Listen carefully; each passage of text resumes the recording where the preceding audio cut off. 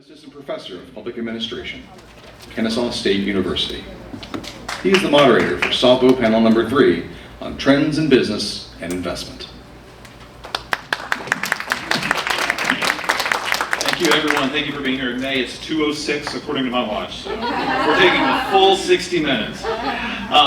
Well, thank you, everyone. My name is Tyler Reinagel. I'm the Associate VP for Economic Development here at Kennesaw State University, and with deference to my KSU colleagues in the room, really do feel like I have the greatest job at this university, getting to talk about how the economy of Metro Atlanta and of Georgia is intertwined with the work that's going on here at the university. And I think for any of us that have spent any length of time in Georgia, you very much know that the economy of this state is intertwined with Asia in all of the incredible work, and this panel is going to give us a lot of great insight on how that fits into our state's economy and the vibrancy and the vitality of Georgia that we know is so strong and so robust today.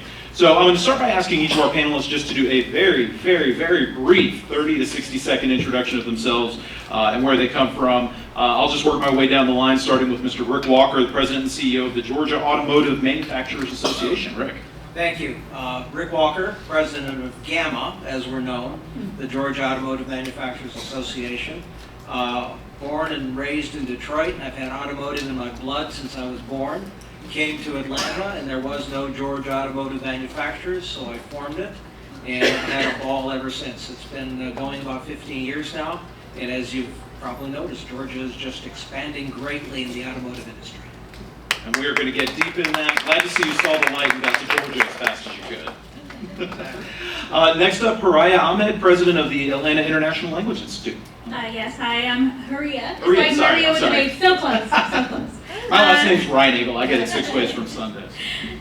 So hi, I'm Haria Ahmed. I'm president of Atlanta International Language Institute. We are kind of a full source language solution service company where we provide educational services for group private lessons, but we also do interpretation and translation services. Our consumers kind of cross different areas. They could be students, they could be corporations or government agencies. And the beautiful thing about working with languages is that you also get to work with so many different cultures, so many different native speakers, and you learn something new every day about the language and culture of the people you work with. Great, next up, a dear friend of mine and the only double owl on the panel, perhaps all day today, Stella Hsu from the Georgia Department of Economic Development. Hello, good afternoon, everyone. Stella Hsu is not my real name, but I'm good with that. So it's easy for everybody to pronounce.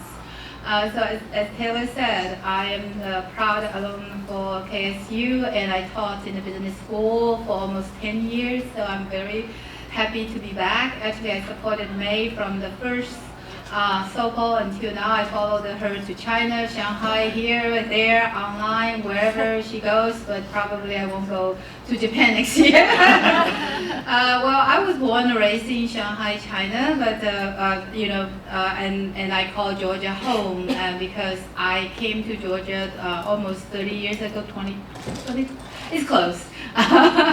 So you know how old I am.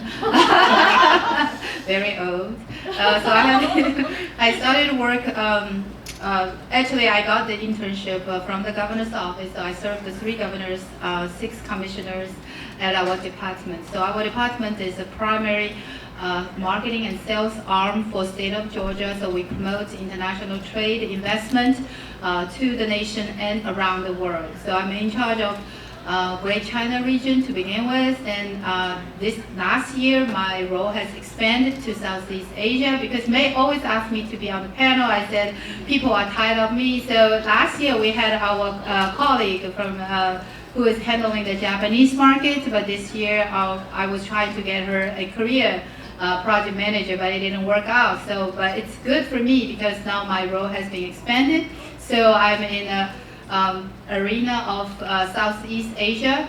So I'm very happy to be here and come back to my alma mater. Thank you. Thank you, Stella. Last but certainly not least on the far end down there, Vanessa Hardiman, the CEO of Boss Kids. Hi everyone, my name is Vanessa Hardiman. As he said, I am the founder and the CEO of an organization called Boss Kids Inc. And what Boss Kids is, it is kind of a bridge between what an employer is looking for and things that they get when they hire someone, as well as what schools produce. So we work with Dr. May. We're going to have 3 interns this summer, but we also work with Kennesaw State, Georgia State, Spelman, Ohio State, several universities, and we have students in the Philippines. And our initial thought was we would work with middle school, thinking that there were a lot of programs out there for college and high school students, but we found out in using college students, but they really need some assistance in learning more about soft skills and preparation for the real world. So we work with students and teach them life skills and soft skills to prepare them for the real world, with an emphasis on the mindset of an entrepreneur. So whether they want to be a dentist, they want to be an engineer, no matter what, a doctor, we're not trying to change what their career trajectory is. We're just trying to help them to understand, once you go into that workplace, this is what you need to do. This is what you need to be prepared for. And most of the time, it's the question after the orientation that really gets them stuck. They're all excited, the employer's excited, and then 2 weeks later, they're in HR saying, hey, this is kind of not what I thought it was going to be. Great, thank you so much, Vanessa, and thanks all 4 of you for being here. So, in case you missed it, listen, yes, thank you very much. We've got representatives from the public, private, and nonprofit sectors here, and anybody who works in economic development will tell you that these 3 things are all interrelated. Economic development and economic vibrancy is a team sport. So, to each of the panelists, I'm curious your perspective from your organization, from the sector that you work in and you serve. What trends in business and investment do you envision in the next 3 to 5 years, particularly as it comes to relations between Georgia and our Asian partners in economic vibrancy and growth? We'll start at the far end with Vanessa on this one. So.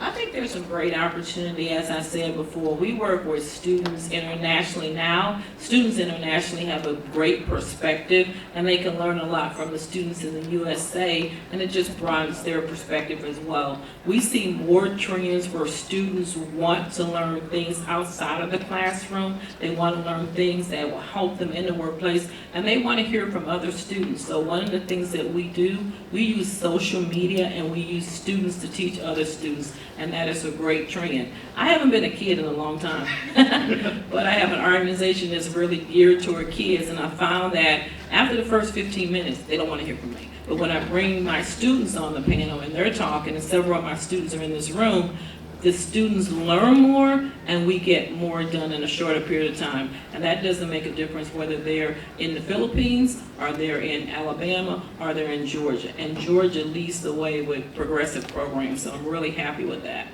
I suspect there's more than a few of us in the room that could use lessons on social media. Stella, your perspective from GDEC. Okay, so we spend a lot of time and emphasis on develop the Asia market, especially since I'm, expanded to this territory. So I just visited Singapore for the air show. It was mind-blowing. This was the largest air show in Southeast Asia.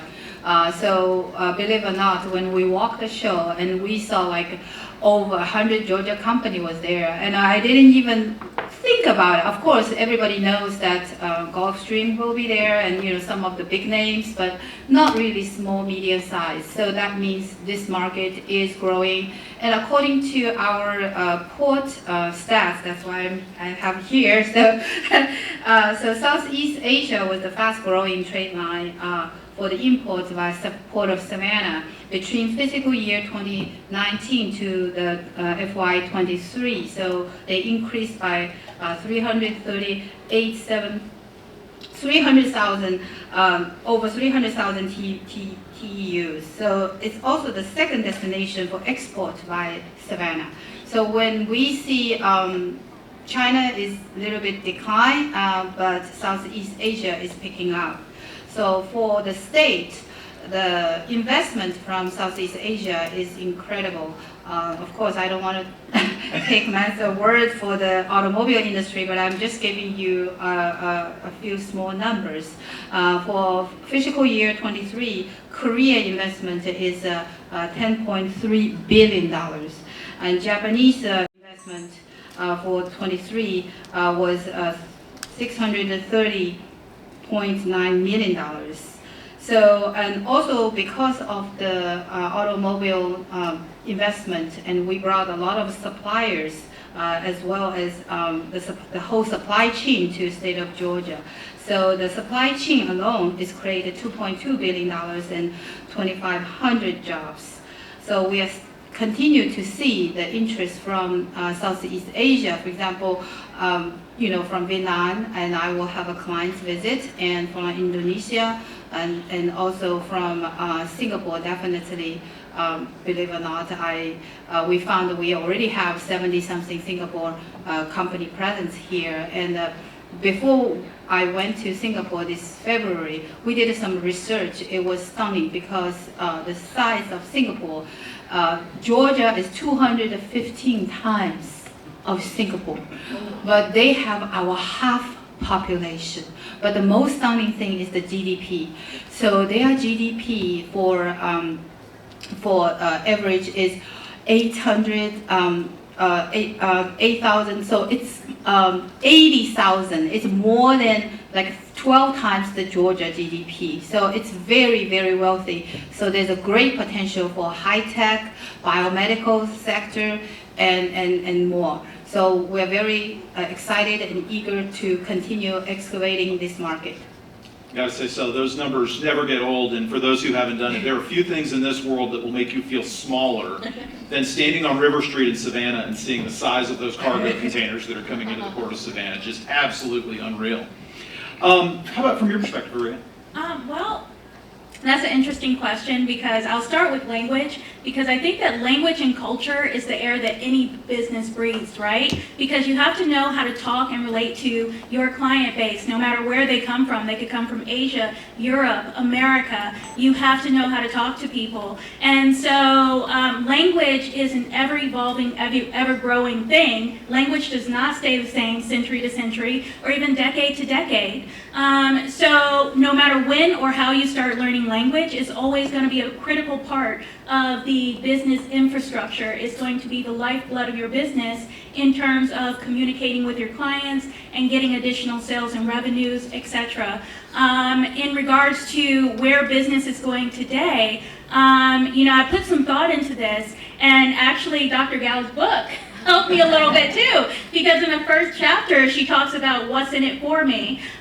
So really business has gone from do it yourself, meaning, hey, I'm going to give you these plans and it's going to be as easy as possible to bake this cake or to assemble this furniture, but you'll be able to do it yourself really well, to do it for me over the decades, where it's like, okay, you don't necessarily have to do it, you can hire this services person to do it for you, to now what's in it for me, meaning that, okay, we're just not going to do the job for you, we're going to make it you connected to this product or this service so it anticipates what you want. And the service or product that best anticipates what you want is the one you're going to go with. So it's just really interesting, the evolution of business and how it's moving more towards this trend. Something that I saw in one of my friend's houses was a smart refrigerator. I was like, okay, I've seen smart TVs, now I'm seeing a smart refrigerator. And the only thing it really made me ask was, but why? Why? I mean, why do you need to know when your food is going to expire? Aren't you going to eat it before it expires? I hope so. But it just doesn't do that. It actually connects you to your food. So it'll order food for you. It'll tell you when your food's about to expire. It'll do all these different things. It'll keep at certain temperatures. It actually can show you a video of your refrigerator at any given time. I don't know where people will find the time to look at videos of what's in their refrigerator, but God bless them if they do. With all these trends in business, with moving towards, like I said, more what's in it for me, my only concern, or not my only concern, but one of my concerns is how much do we really want to remove the human component from daily interactions. You know, we face this with artificial intelligence. We had an amazing panel up here today, and I said, well, with AI, so much of the training is going into how can we eliminate the human touch points to make it more profitable to have this artificial intelligence manage this portion of our business. So by unplugging human factors, you know, it works really well in production in terms of bringing profit. It works well in services if you have an online attendant that directs you to the right person to speak to.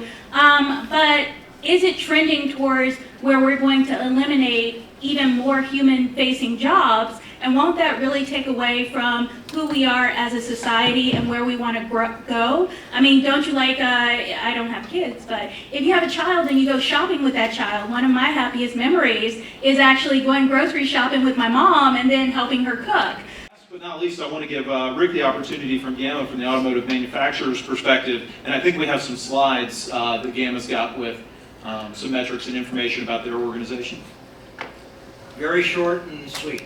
So you can tell he's not an academic. That's right. Let me just back up a little bit in terms of GAMA's relationship to the manufacturers and to the state. We're all pulling in the same direction for economic development. But what is GAMA? It's not radioactive. It's not a rock band. It's a trade association. It's a relatively new trade association. If you could advance the slide.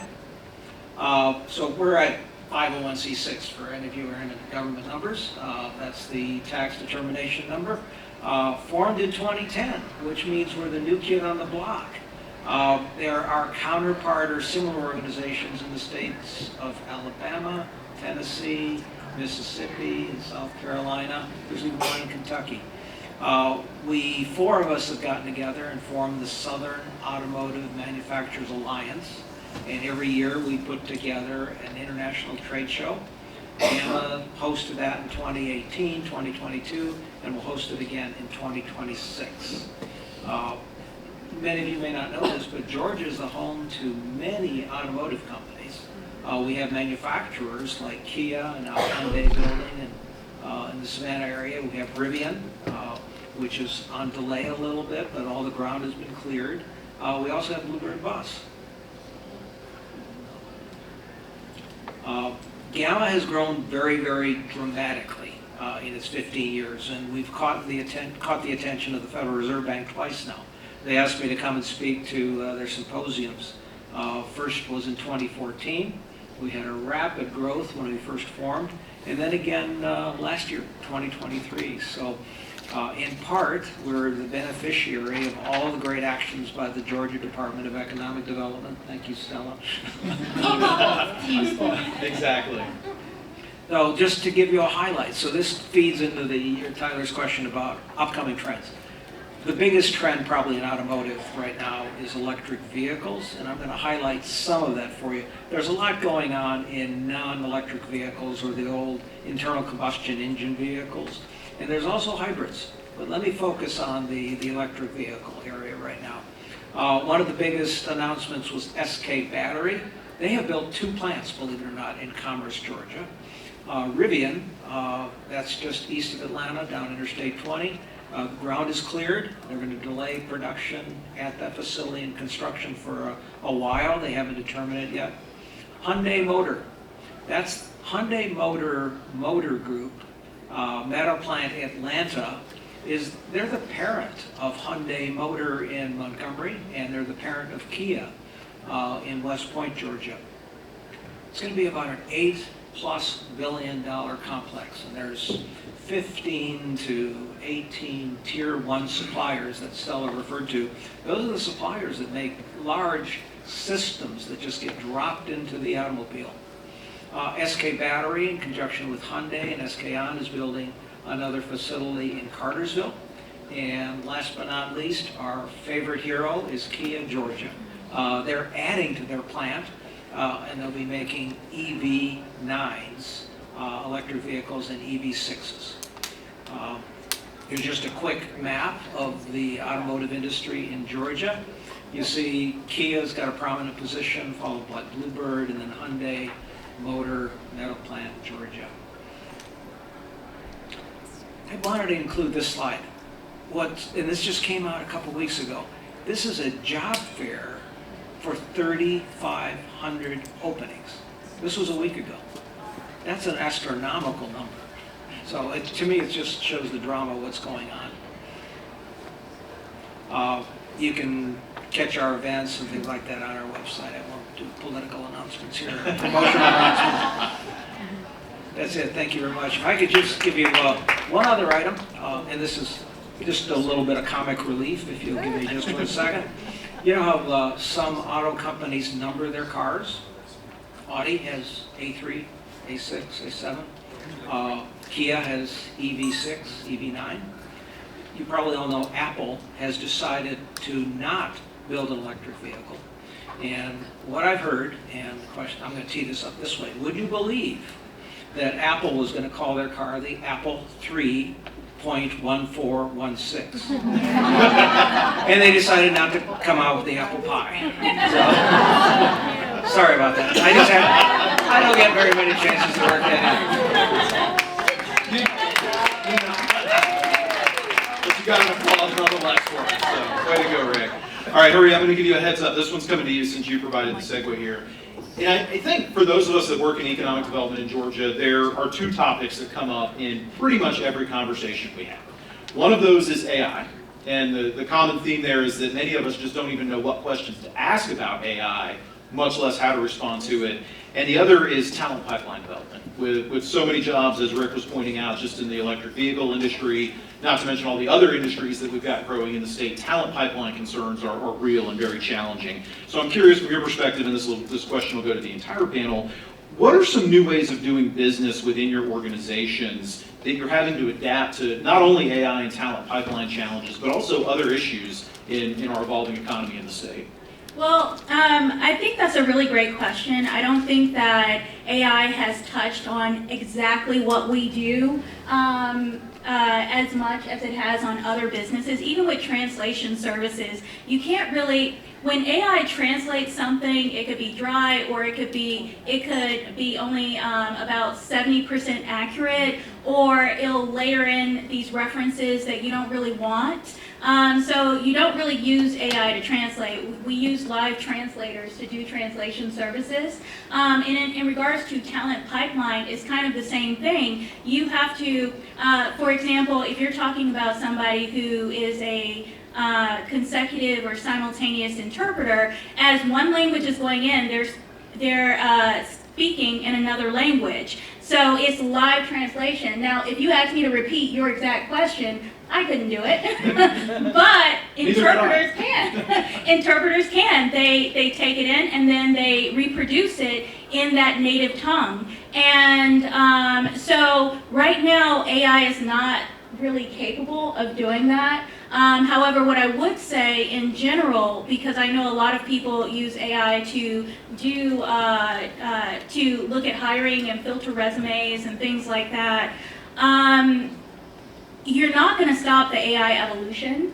What I would say to students at Kennesaw or any other university is that look for those keywords and what people are looking for, and then be prepared. If you come to an interview and you don't have, like, let's just say you haven't worked at all in any kind of capacity, and you don't have some kind of bio to show your creativity, if you don't have some kind of portfolio, even of projects that you've worked in school to hand over. I was saying this yesterday, I was like, if you hand somebody something during an interview, 9 times out of 10, they're going to flip it open and at least look at it. So that's a way to get you to stand out, because experience doesn't always equal creativity. And you have to be able to speak to what that person wants. I've had the amazing fortune of being able to stay at like luxury brand hotels and things like that. And the first thing they ask you is, well, what do you want? What are your preferences? So when you go in an interview and you're talking about a job, it's always a great question to say, what would you like to see happen? Or what are your ideas for the company? Because that can then give you a segue to present it for yourself. So yes, AI is going to get better and better at filtering out things in regards to qualifications for different positions. And ultimately, we just want to be able to collaborate with that ability. And like I was saying earlier with AI about unplugging the human experience or trying to limit the human touch points, you know, I really think that ultimately our goal should be augmenting the human experience. Like, technology should augment who we are and what we do. It should not take away that human component and human interaction. One of the biggest assets we have in the state of Georgia is the technical college system and something called Quick Start, which is the training program put together. And I know that they're probably well aware of AI and doing some work in that area. I don't have anything to report on that, but they're just an absolute asset to that state, to our state. And they alone can be a valuable recruitment tool. So I can't answer your question directly on AI, but I know the manufacturers are high into that, and it's filtering through on quality as well, and manufacturing processes and things like that. Great, thanks, Rick. Vanessa, how are you seeing impacts in the nonprofit world, and particularly with Boss Kids? Well, I think that AI is great. I use it all the time. I think the students have a much better perspective on AI than even we do. They can use it at the drop of a dime. I think that AI, as far as the student's perspective, is kind of like what these individuals were saying. How do I use it respectfully? How do I use it honestly? And how do I not take credit for something I didn't do? So for example, if a student is using AI and they're using it for their resume, and they're using it for their cover letter, and they're picking out certain key words, and they get in, I as an employer now feel you understand my job. I feel you understand what's coming in. So I'm expecting you to get there early. I'm expecting you to be there for that Zoom. I'm expecting for you to understand how to extend your hand and give me a handshake, how to look me in the eye. That's where the rubber meets the road, the soft skills, the ability to understand what is expected past AI. So when you look at the talent pool, we have a ton of talent here in Georgia, but we, speaking from a student's perspective, some students feel very uncomfortable with just those things I said. So yes, I can do AI. Yes, I understand what the job is. Yes, I can get the interview, but what happens after that? You need to make individuals feel comfortable in a non-comfortable world, because you can't use AI at the interview. You already have got it. Now it's time for you to perform. It's time for you to show me what you have, and then once you pass all that, and I give you the orientation as an employer, the talent pool, I think you're ready to go. In the talent pool, and we have 22 technical college spread around the state. So this is our key tool or key incentives to the companies that who are qualified. For example, with Rick said, you know, Rivian, Hyundai, SK, and those companies that who really needs talent pool. So this is one of the discretionary incentive we're giving. And this is also stand us out among the other states or other competitors, so to keep recruiting those companies to state of Georgia. On another note, for the AI, I really don't, I'm not very technically savvy, but I often receive requests from my students, and because I taught, you know, in Kennesaw, and I'm also continue to bring the interns from the Georgia schools to my office. So I often get a request to write a recommendation letter. So I wrote each individually, diligently and carefully. And then, you know, English is not my native language, so I sometimes read it to my daughter, and who is a high school student. So just last week, I wrote another one and I read it to her, and she said, "Mom, did you use ChatGPT?" I said, "I don't even have a ChatGPT." So she says, "This sounds like ChatGPT." Okay. But anyway, I also echo Vanessa that the soft skill is very important. So for me, from academia to the real world, business world, international world, so we do need to prepare the students to have the soft skill and able to deliver. And also for the business perspective, for example, Asia the society is value the relationship a lot. So just through the machine, no human touch, or you cannot just do business like I met you today, and we starting trade tomorrow. That's not going to happen. So let me just tell you, the longest project I work with Asia is like 8 years, still working on it. So the good news is they are not looking at the other places, they're just working with me. So that's very good. So it is a relationship building. I'm sure in Dr. Gao's books and talking about relationship in the Chinese word is a 关系. So, but sometimes the people are misunderstood this 关系. The 关系, the relationship is not building over the night. It's building trust. So, in China, you drink a lot, ganbei, so do a lot of those things. So, but here, you need to get this done, and then once you get the credit, so this is a different system. So, you can deliver, you can pay, you can, deliver on schedule. So now we start a real business because you delivered. But in China, you have to know this person, or in Asia, you have to know them very well about their kids, their wife, their hobby, and everything before you even can talk about business. So that's a long-term relationship building. So that's not something that machine or AI can replace. And also for the translation part, I really respect that because it's good. You can utilize Google Translating, whatever. In the electric vehicle industry. This has really been a priority for the state. The two largest economic development projects in state history were both electric vehicle manufacturing facilities. So clearly this is a tactic that we as a state have taken, is investing and prioritizing in this industry, something our neighbors in South Carolina, Tennessee, Alabama have not necessarily done. So I'm curious, when we look at that juxtaposition of Georgia against other states in the Southeast, how do you see different behaviors among our Asian partners?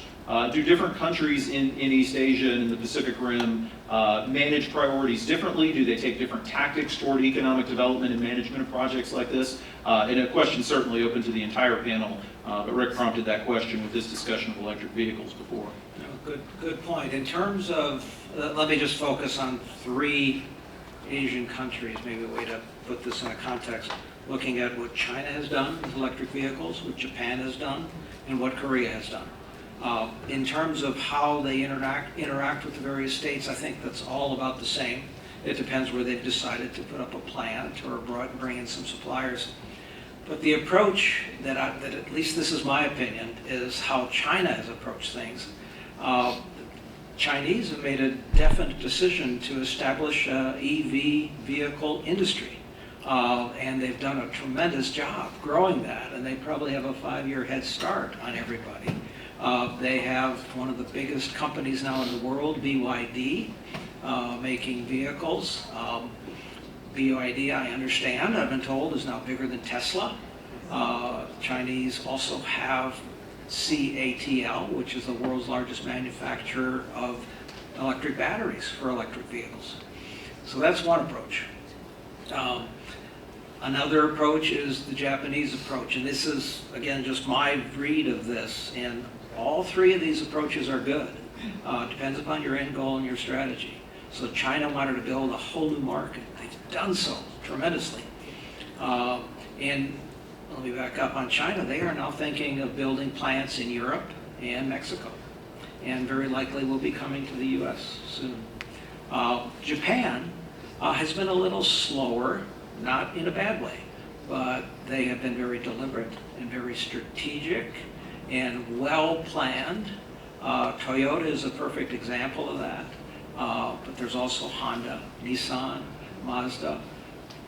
Very similar playbooks in general, and they are just making a very strong push now in electric vehicles, but they might be a couple years behind some of the other people selling vehicles. Then the Korean market, as represented by Kia and Hyundai. I would put them somewhere in between. Again, all good, but what they're doing is establishing good strategic goals and executing on that very deliberately and quickly. And one of the words I've learned, and I may get this wrong, so somebody please correct me, but I think the Korean word is pali, which is hurry, hurry. So they have the great strategic plans, and then they hurry, and they get it done. As evidenced by what's going on in Savannah with HMGMA, that plant is ahead of schedule. So they were planning on getting started to build cars till late next year. they're ahead of that by a great amount right now. So, sorry for the long answer. But, No, that's a great answer. Sort of tells the story of why Georgia has invested in this. It's coming, and it's already happening in Europe. Okay, so I'm going to talk from a consumer perspective because I have an electric vehicle, but I'm also going to talk from a broader perspective because when purchasing my electric vehicle, I had to study the market and understand what I was getting, and that led me down the path of who was producing these vehicles and which was the best car to buy and all that jazz. So what ended up happening is once you get your car, it's a lot of fun. You're like, woohoo, I'm not paying $600 a month in gas anymore, and wave past the gas stations every time you pass. And that feeling never loses its glow. I'll be honest with you, I've been doing it for a year now, and I still am happy passing up gas stations.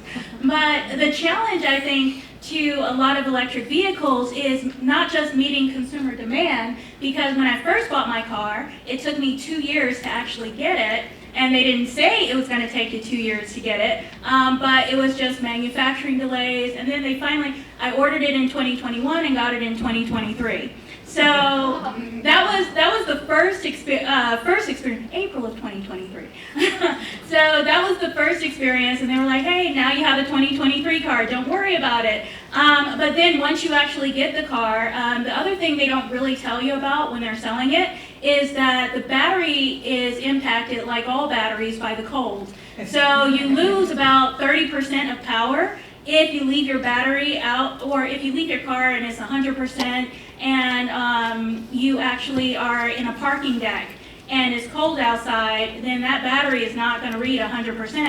And the other thing they don't tell you is don't always charge your battery up to 100%, charge it to 80%. So when they say you get up to 301 miles per charge, you have to shave off 80%, then you have to, or 20%, because you're really only supposed to charge it 80%, and then you have to shave off another 30% if the temperature drops. And then, of course, there's always charging stations. And so, but half the times, about 2 or 3 charging stations tend to be down if you're supercharging your car. So there are all these considerations to look at from the consumer perspective, and I think it's amazing that production is now ramped up. So those wait times are a lot shorter now, whether you're buying a Japanese brand or American brand or a German brand. LLC, former state legislator, chaired MARTA, chaired Film and Entertainment, and vice chair of Economic Development. I want to just reflect on a couple of things. High demand career fields in Georgia, Governor Deal did a lot with that, but observations like with the aviation industry, all other things being equal, like Gulfstream, Lockheed, they beg us to just put this out to students that are graduating from tech or wherever, aerospace engineering and everything. 40% of athletes can't get a job there because of the drug test. And it's like, well, it's just dope. Not if you're making airplanes. And that is a big deal breaker. And the soft skills, you're not going to get that on Zoom. You got to engage and know how to show up for work on time. Those are the 2 big things. Looking at BYD, MARTA looked at that. BYD has been manufacturing buses in Lancaster, California for the past 10 years. When I was chair of MARTA, we looked at that. Didn't do it at the time, but with bus rapid transit replacing heavy rail, you're going to see a lot of that, but they're 10 years ahead of us on that. They're building a huge plant in Mexico as well. So it reflects some of the things, and really the big deal breaker with a lot of these employers, particularly high tech. You are the leader of an association, an industry association. It's not necessarily a company. So what is the role of an association like yours, and how does it impact the industry? What role are you serving, and what leadership do you provide? Good question. Yeah. Well, Gamma is a nonprofit corporation, so we are run like a company. Our main mission is to provide value to our members, and we do that by providing education. So we help train people on safety standards, on quality improvement standards, on trends in the industry. We have a meeting coming up in June where we're going to have a speaker on AI, supply chain trends and things like that. And networking. I encourage people to come to our meetings half hour, hour in advance. And in fact, sometimes we put that on the schedule. And I call it ROI, and that's not return on investment, it's return on involvement. So be there, show up, get involved, sit next to somebody you don't know. And that's how Gamma is actually growing so rapidly. We are trying to encourage people to really get involved in this industry that they love and get to know other people. They're all there for the same reason, to grow their business. Get to know them as people. And one of the things we try to do is, I'm a big believer too, trust is not overnight. Come to a number of meetings, get involved. So the ROI may take 3 or 4 meetings before you see that same person at a meeting. They say, hey, I saw you before we sat next to each other for lunch. I've got this issue, can you help me with it? Does that help? Yes, Rory? and Yeah. likewise, what would the industry do without you? Don't get involved in the education. They have meetings where they share best practices. So I think we play a very valuable role, and part of that may be just here in the United States.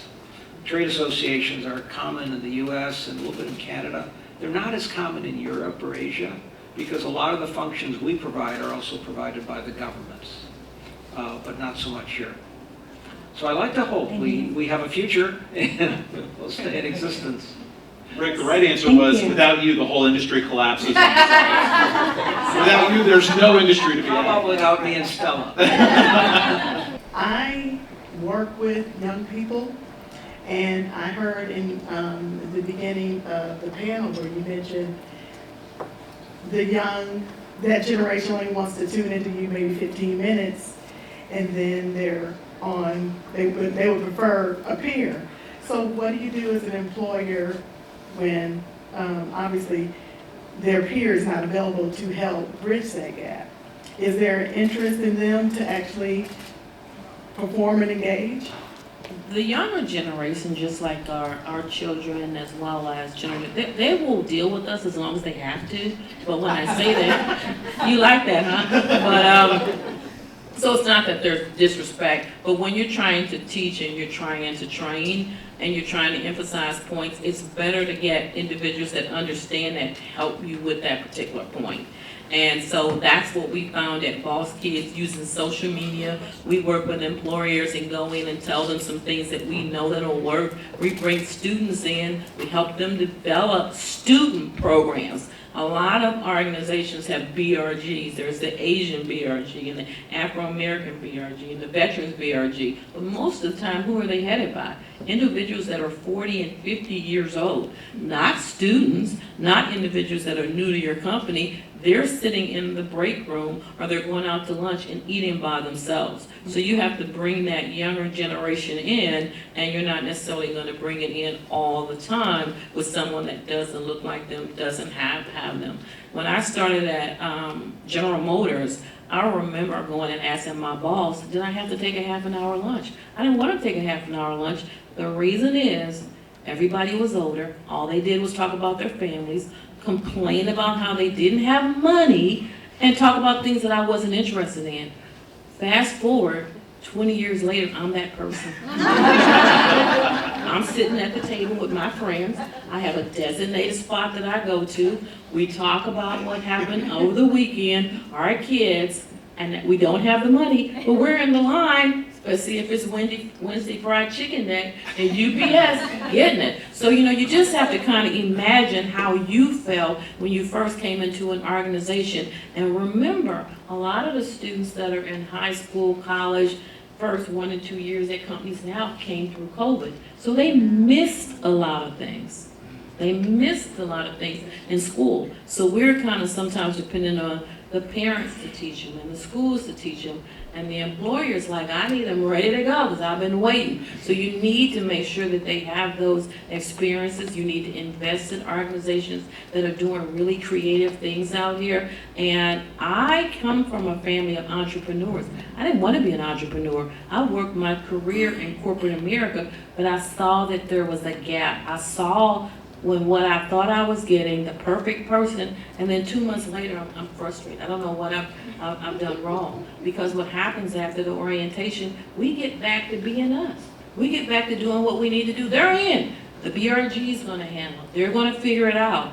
But this is a different group, and this is a different beast. And once you start giving, they understand and they start getting it, then we'll start getting it. Because they already understand AI. They know all those things. But good question. If I may, can I ask Ms. Ahmed a question? In regards to language and getting people encouraged to step outside of their, whatever their first language is and invest in themselves and learn another language, what do you see the challenges are in opposed to someone using like an app? The challenges to them learning a language with us versus using an app? Well, the importance of learning, becoming multilingual versus just relying on an app to translate. Okay, so the importance is that, for one, it just depends on which app you're using, because some apps are better than others. But the reality is that you will never, when you go to meet someone who might be from a different country, and you greet them in their language, so even if you just learn the greetings, they will be, you see their face light up, because they're like, well, this person took time out to learn my greeting and I feel more at home with them. So it's about building that rapport and relationship right out the gate. But also just really being able to talk with them about their culture and understand what might be offensive versus not offensive, because there's a lot of things in culture. There's a lot of words that are English words where a person might easily be offended by it. For example, when I was talking to one of my Portuguese instructors, and they're from Portugal, but another instructor is a linguistic instructor who is actually Brazilian. So when I said, okay, well, I'm transferring this person over, she's European Portuguese and you're Brazilian Portuguese, he was like, no. There is no European Portuguese and Brazilian Portuguese, because that's exclusive of African countries and other countries that actually speak Portuguese. So what you should say is non-Brazilian Portuguese, and then everybody else, that way is inclusive of everybody else. And I'm like, okay. But so I understand, and so now it's going down that path. But if you're speaking to someone from Portugal, they say no, Portuguese originated in Portugal, so it's Portuguese, period. So you really have to walk that fine line. I was wondering how you use these types of soft skills and integration within your company when joining foreign workers as well as American workers. So for say, like with Kia, the Korean workers and the American workers, how do you guys come together to create one type of organizational culture? Or any company, really. Whatever they do at Kia, they do a phenomenal job, because they do work side by side. I'm not privy to all the details of how they do it, but they have a very detailed orientation program and in developing their initial skills. I've never heard a bad thing about it, so I think they're doing it right. May need to take a field trip to West Point.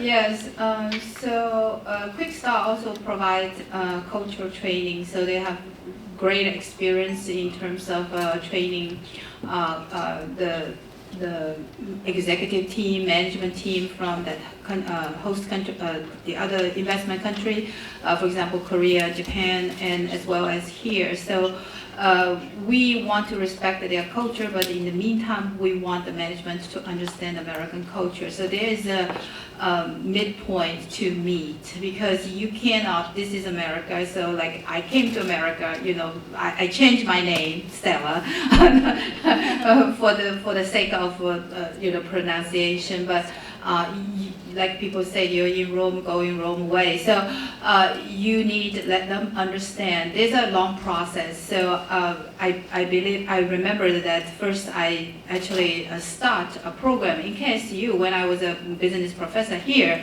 and I, conjunction with other faculties, we trained the Chinese executive on campus. So we told them about American culture because they were so frustrated about the biweekly paycheck, because in China or in Korea and Japan, probably most of those Asia countries, they pay once a month, but here we pay twice a month. And a lot of people were waiting in their office on Friday afternoon to get that check because they already issued their check for their bills. If they couldn't deposit that check, their check will get bounced, but the Chinese executives won't understand because this will never happen in China. So it's a both way education. So if you take a job in Kia or Hyundai or a Chinese company, you more or less willing to learn the culture or willing to understand the culture, and vice versa, the executive team who are working here, and they also need to willing to accept American culture, understand American culture. So I think that's a both way. Great, thanks Stella. Please join me, we're right at the 60-minute mark, thanking our panelists for being here today.